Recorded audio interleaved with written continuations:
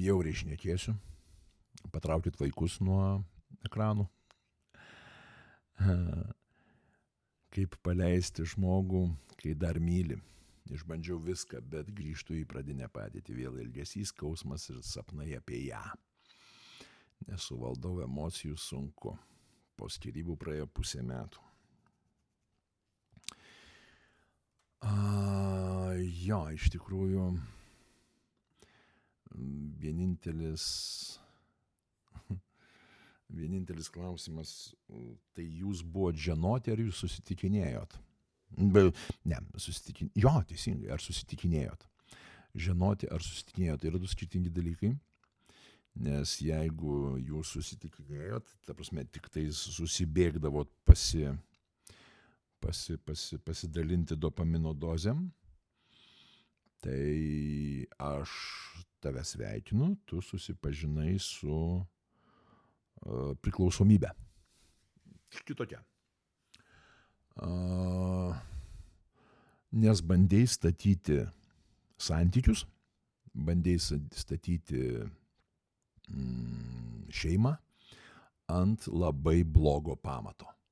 Bet tas pamatas ir parodė, ko vertas. Sugriuvo jūsų santykiai. Jinai jau turi kitą. Viskas tvarkoj. Tai žodžiu, taip, bjauriai pasakysiu, susidėjai su lengvo elgesio, lengvo būdo mergina ir dabar pergyveni, kad ją nupirko kitas. Ne taip kuriami santykiai, ne taip kuriamos šeimos. Tu pirmiausiai turi su žmogum susipažinti, sužinoti jo vertybę, sužinoti jo pažinti jį, ne? Ir ten jau po tam tikro laiko, kai jau viskas atsiskleidžia, po tam tikro laiko galima pradėti santykiauti. Nes tas santykiavimas, jisai padaro tave priklausomu. Kas atsitinka, kai pirmiausiai pasantykiauji? Pasantykiauji, atsiranda priklausomybė tam kaifui, kurį patyrei su tuo žmogum, ne? Ir tu pradedi pateisinti jo netinkamus, kažkokius tai netinkamas apraiškas, nes tu jau su juo patyrei kaifą. Viskas, kaip čia bet koks narkotikas, alkoholis, bet koks priklausomybę sukeliantis dalykas, jis turi tą patį rezultatą. Tu tampi priklausomas nuo to žmogaus. Tu negali adekvačiai mąstyti, ne?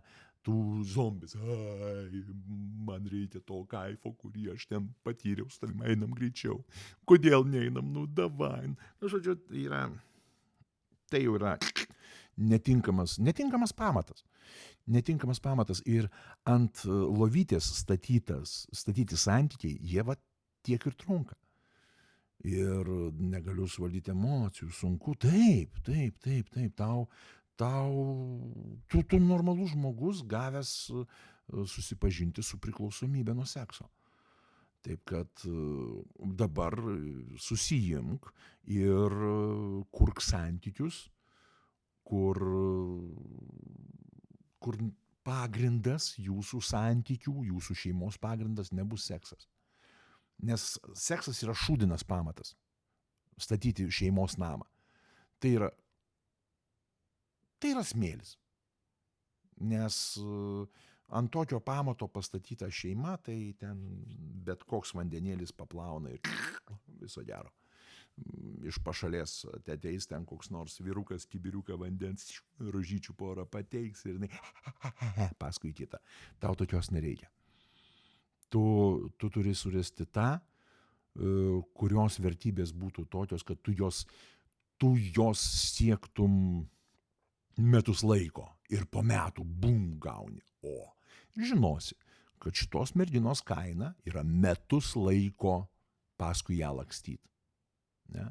Kad jinai neparsiduos bet kuriam atėjusiam su 3 pasimatymais, 5 rožėm ir skaniu kavos puodeliu su kokiu nors ten kurosanu.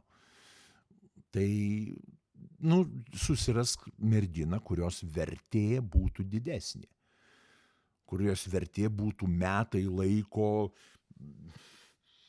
bendrauti, rodyti dėmesį, kurti santykius. Nesantykiauti, o kurti santykius, kurti šeimą, kurti viziją, kurti ateitį. Nu, ta prasme, nu, susidėjai, kai sakant, su pigia, nu ir turi rezultatą. Nu, pigi nuėjo, kur daugiau pamokėjo. Nežinau, gal aš neteisus, bet iš to, ką perskaičiau, nu kaip. Va. Pusę metų praėjo, po skyrybų praėjo pusę metų, ne? O jinai jau turi kitą. Nu, viskas aišku. Ta prasme, nu čia dalyvis anonimas ir čia dalyvis anonimas. Nu, gal aš klystu, bet